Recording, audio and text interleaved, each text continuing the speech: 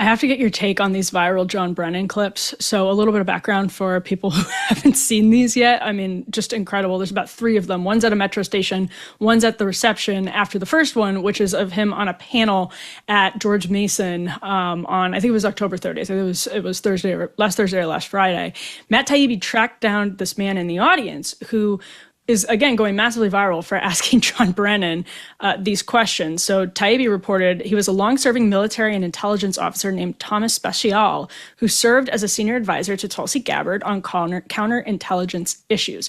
So at first, he's confronting Brennan during a Q&A session about the predicate for opening investigations into Donald Trump, basically, and then he confronts him afterwards. Brennan first is like, you don't know what you're talking about, blah, blah, blah. And so Special confronts him afterwards. Here's that clip.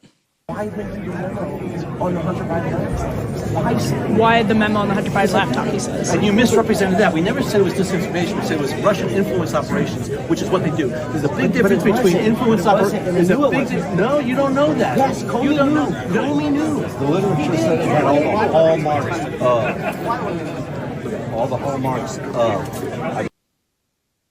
So John Brennan is clearly very sensitive about this, Mark, despite the fact that a lot of what he's being accused of is plain as day in writing and in the public record. But he just reminds me of the conversation we were having earlier about the sheer arrogance and impenetrability of the, it's weird to call John Brennan left, but of the sort of center left's mind at this point. Well, first of all, John Brennan did vote for a communist in the presidential election, was it 1976? And somehow he ended up head of the CIA. I mean, that's such a deep cut. That's such a deep cut. I thought all those polygraphs were designed to keep people like that out of the CIA, let alone leading the damn thing. Okay. Mm-hmm. So calling John Brennan left, especially after his conduct, again, this is another guy who, by the way, spied on Congress, and there was no, there was nothing done to stop that from happening in the future again. It just got worse. But in this case, there's a lot of specific things that happened. And part of the reason why Russiagate was what it was because it involved a lot of complicated intelligence community bureaucracy, which, one of the problems with our intelligence apparatus is that it's like insanely bureaucratic.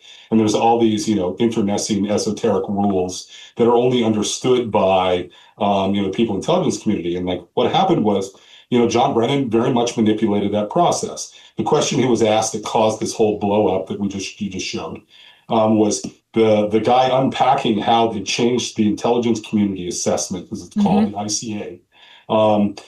From one version to another version to like slowly watering it down to including things like the fake Russia dossier into that as like, a valid intelligence product that could be used as a predicate for investigations. And, it took many years for people to like get the information out, and then it's, and still, the media itself, I would say, hasn't bothered to learn what went on in that process because it's very damning for Brennan. But the point is that all the facts are out there.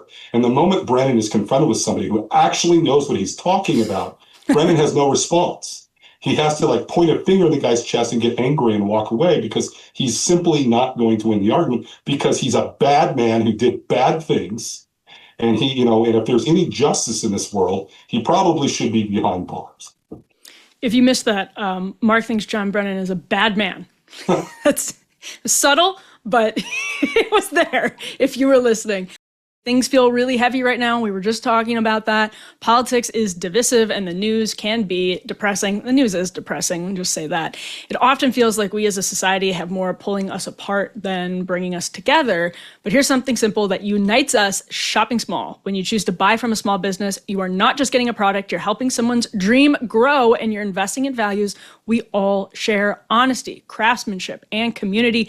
That's what A Warehouse is all about. They've teamed up with nearly 100 small business makers across the U.S. to bring you handmade goods filled with heart and creativity, uniting people of all backgrounds in this singular mission. Check out the website. It really is cool. Head on over there. So let's choose connections over division and show small businesses the support they deserve. Visit awarehouseshop.com and use code PARTY for 15% off your first order. That's awarehouseshop.com, code PARTY.